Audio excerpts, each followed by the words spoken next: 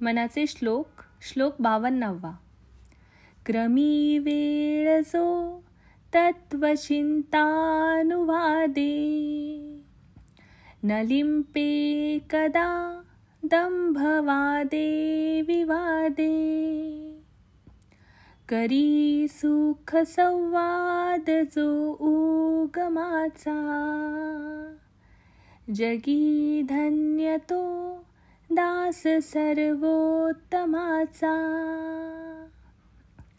आपल्या 52व्या श्लोकात समर्थ म्हणतात, क्रमी वेळ जो तत्वचिंतानुवादे, न लिंपे कदा दंभवादे विवादे.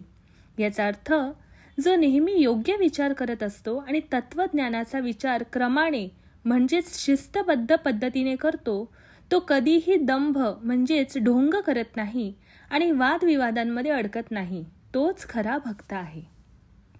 करी सुख संवाद जो उगमाचा, जगी धन्य तो दास सर्वोत्तमाचा.